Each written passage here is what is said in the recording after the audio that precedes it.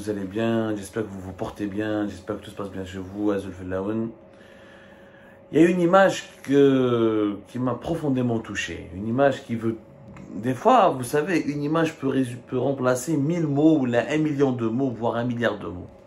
On a beau parler de la désintégration du Maghreb, de l'absence du Maghreb sur la scène continentale, que les Algériens, les dirigeants algériens ne sont pas conscients de l'africanité du pays, qu'ils n'ont pas le sens des priorités, qu'ils n'ont pas compris que l'intégration régionale à l'échelle africaine et maghrébine est le seul planche de salut dans un monde complexe et compliqué en métamorphose permanente. On a beau expliquer cela, mais il y a une image qui résume tout. Cette image a été postée par le président américain Joe Biden. Sur son compte Twitter, on le voit Joe Biden avec le chef du gouvernement marocain, Akhnouch, et 2-3 autres chefs d'État africains, et le premier ministre africain en train de voir le fameux match Maroc-France qui s'est déroulé avant-hier le 14 décembre dernier.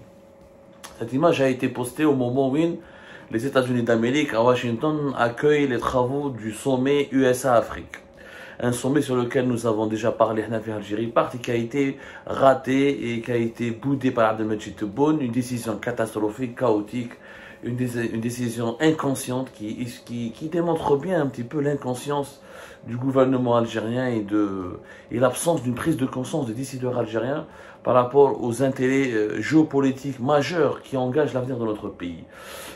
Brièvement, Abdelmajid Tebboune a raté les 2 sommets économiques et politiques les plus importants de la planète de cette fin d'année 2022. Il n'a pas été à Riyad pour le sommet Chine-Monde arabe du 9 décembre 2022. Il n'a pas été à Washington depuis le 13 décembre dernier où se déroule le sommet États-Unis-Afrique. Donc les 2 grandes puissances économiques du monde, les 2 grands pôles actuellement du monde ont organisé 2 sommets importants avec des régions qui concernent directement l'Algérie, que ce soit le monde arabe ou l'Afrique, et que l'Algérie a brillé par son absence au plus haut niveau. On a envoyé notre Premier ministre Ayman Ben Abdelrahman qui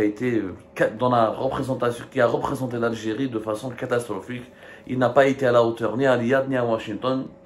Il a fait juste du tourisme, un voyage de fin d'année, et il va revenir bredouille, alors que beaucoup de pays africains ont réalisé des contrats.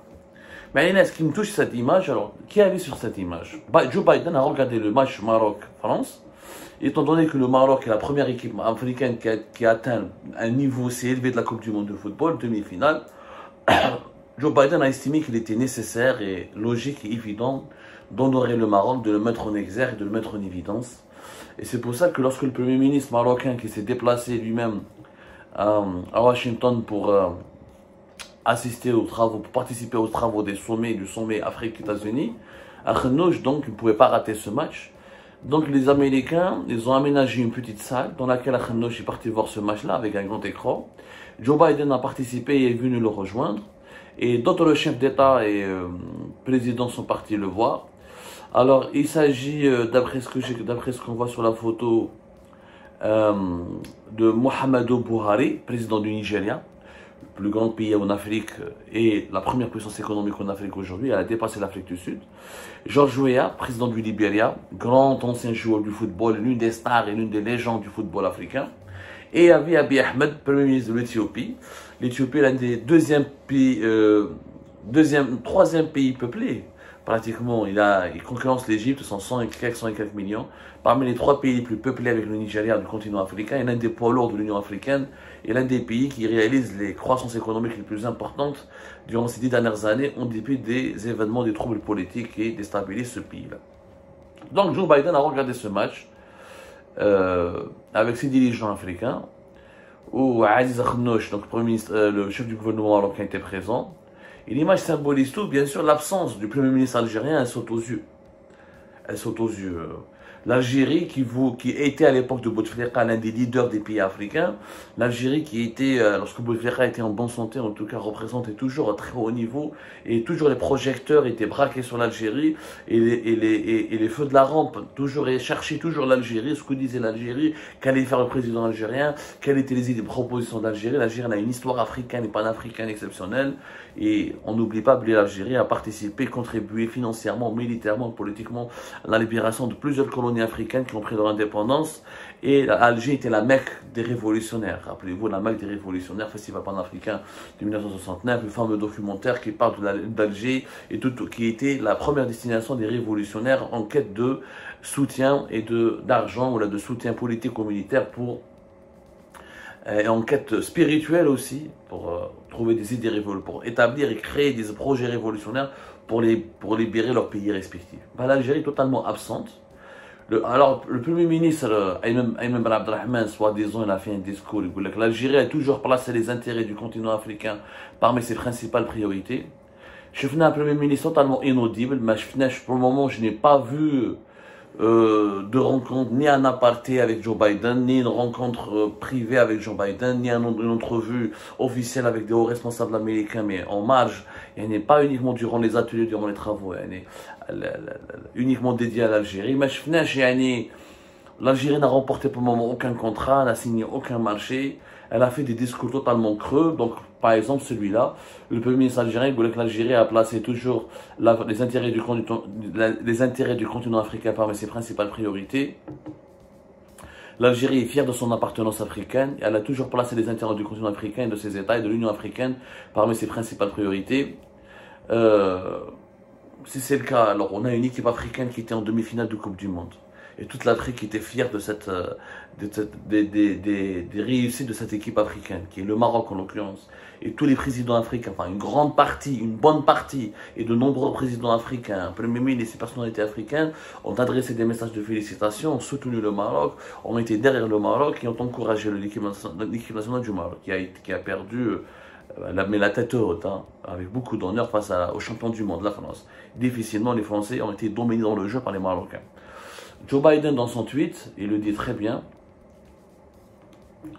Il le dit vraiment, il dit quelque chose de très bien. C'est pas un Africain, regardez ce qu'il dit. Ce fut un grand honneur de suivre ce match de la Coupe du Monde aujourd'hui aux côtés du chef du gouvernement marocain, Akhnouch. Peu importe qui vous soutenez, il était remarquable de voir que cette équipe a pu accomplir. Voilà, c'est Joe Biden qui félicite l'équipe du Maroc et qui était à côté du président du Nigeria, du premier ministre de l'Éthiopie notamment. C'était les deux poids lourds un petit peu de l'Union africaine. Je signale que le Nigeria et l'Éthiopie ont soutenu le Maroc à l'occasion de cette Coupe du Monde 2022, alors que le Nigeria et l'Éthiopie ne sont pas des pro-marocains. Le Nigeria a reconnu longtemps le Sahara occidental, a demandé longtemps l'application des résolutions des Nations Unies, il a longtemps reçu les délégations et les représentants du Polisario, il n'a jamais été pro-marocain. Ces dernières années, il a évolué, mais il restait neutre. Mais il n'a jamais reconnu la marocanité du Sahara occidental. Il n'a jamais pris le parti du Maroc contre l'Algérie. Le Nigeria, au contraire, traditionnellement et historiquement, notamment durant les règnes de Bouteflika, était toujours du côté de l'Algérie. Depuis la disparition de Bouteflika, on voit que le Nigeria se rapproche de plus en plus du Maroc, mais n'a jamais franchi la ligne de reconnaître la marocanité du Sahara occidental. L'Éthiopie, la même chose.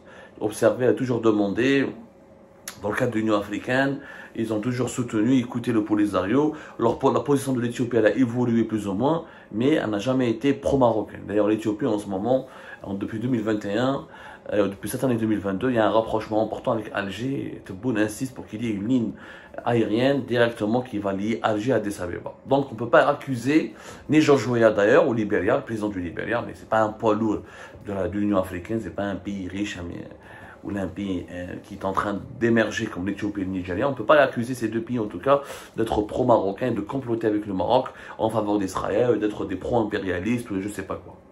Je ne fais mon nerf. L'absence du Premier ministre algérien lors de cette soirée démontre tout. Démontre que nous ne sommes pas conscients de notre africanité. Tu ne peux pas être conscient de ton africanité, tu ne peux pas être un soutien de l'Afrique alors que tu es la première fois une équipe nationale africaine en demi-finale, ni communique, ni lettre, censure à la télévision. Pas tant de TV changé en pleine Coupe du Monde. Ce qui a laissé croire que c'était juste pour le punir, pour avoir donné un résultat de qualification du Maroc en demi-finale. Que des commentaires négatifs, une presse déchaînée anti-marocaine. Finalement, déjà, quand on voit comment les Algériens, ce que disent les Algériens, comment on traite les Algériens, l'Afrique et les Africains. Sur le Cameroun, on les a insultés d'être des corrompus, des tricheurs, etc. Bakara, comment il s'appelle, Bakary Gassama, l'arbitre gambien de la rencontre Algérie-Cameroun a été traité de tous les noms, il a été lynché. Les Marocains et les marocophobie terrible au sein du régime algérien. واش يبقى والله هادو les intérêts du continent africain et de l'Union africaine. والله. Si tu ne te solidarises pas avec un pays qui offre à l'Afrique un tel exploit historique, et si tu ne te solidarises pas avec un pays qui hisse les couleurs de l'Afrique au plus haut niveau du sport le plus populaire de la planète, et si tu n'arrives même pas à mettre de côté tes malentendus avec ceux, parce que le Nigeria n'est pas d'accord avec le Maroc surtout, l'Éthiopie n'est pas d'accord avec le Maroc surtout, le Libéria non plus, mais si tu n'arrives pas à mettre de côté tes malentendus, tes divergences, avec ce pays-là qui est ton voisin direct, donc c'est toi qui as le plus d'intérêt à coexister pacifiquement avec lui et à trouver des voies de coopération bilatérale, comment tu peux être crédible sur la scène africaine? Comment tu peux parler de solidité, de l'importance de l'Union africaine, de l'importance d'un front interne en Afrique, de l'importance de la solidarité africaine, qui m'a dit Abdelrahman dans son discours, alors que toi-même, tu veux faire la guerre à ton voisin, tu diabolises ton voisin, tu l'ignores, tu le provoques, et tu cherches tout le temps à le minimiser. Et quand ce voisin porte les couleurs de l'Afrique dans la Coupe du Monde de football, tu n'en parles même pas un petit télégramme, on a un petit tweet pour dire bravo à nos voisins, bravo à cette équipe, bravo de nous avoir bien représentés. Où est le Marrakech? Donc, cette photo pour moi illustre parfaitement que l'Algérie elle est déclassée. Elle est déclassée, à l'échelle africaine, elle a perdu toute crédibilité. Sa démarche, elle n'est pas crédible. L'Algérie veut faire cavaler seule, elle ne pense qu'à sa gueule. Elle croit savoir qu'elle est le leader naturel de l'Afrique, mais l'Afrique, elle a totalement changé. Et les pays africains des années 70, les pays africains d'aujourd'hui ne sont pas les pays africains des années 70. Le Nigeria d'aujourd'hui, c'est un géant économique et qui va être une grande puissance économique dans les années à venir. Quand les études, quand les expertises, d'ici 2050, le Nigeria sera pratiquement au même rang que l'Inde et la Chine. Au niveau de la population et au niveau du PIB, il sera un énorme marché. L'Éthiopie a fait un taux de croissance économique que l'Algérie n'a jamais réalisé en 20 ans. Je ne fais un mot, mais les projets, comment ces pays-là sont en train d'évoluer et comment l'Algérie est en train de reculer. L'Algérie ne peut pas être le leader d'un continent qui est en gestation permanente et qui est en plein dynamisme, alors que l'Algérie, elle est immobilisée, elle est dans l'immobilisme, et elle est en train elle reste toujours enfermée dans des conceptions idéologiques et dans des bagarres idéologiques et politiques qui concernent un mode de pensée hérité des années 70. L'Afrique a changé. Ce n'est plus l'Afrique des années 70. Et le fait que Joe Biden n'a pas donné d'importance au Premier ministre algérien, qu'il a été absent lors de cette soirée footballistique organisée à Washington avec la présence de plusieurs pays, des chefs d'État et des premiers ministres africains, que l'Algérie n'a même pas eu le courage, n'a même pas eu l'élégance, n'a même pas eu la correction de soutenir une équipe africaine, le Maroc en l'occurrence, alors qu'il y a en plein sommet Afrique-États-Unis. Au moment où on veut, soi-disant, relancer les partenariats avec les pays africains. C'est pas crédible. C'est pas crédible. Cette photo montre très bien que l'Algérie est déclassée, elle est complètement déconnectée des enjeux africains, que l'Algérie, elle veut absolument imposer une vision idéologique et elle veut imposer aux pays africains un mode de traitement des relations internationales qui est vieillot. Genre, t'es pas d'accord avec ma vision politique, donc on n'est pas amis, donc on arrête les relations diplomatiques, on arrête de commercer ensemble, alors qu'aujourd'hui, le monde aujourd'hui, qu'on a sur l'émission du Qatar, il est déterminé par le business, par les relations basées sur le business, par les relations basées sur le gagnant-gagnant.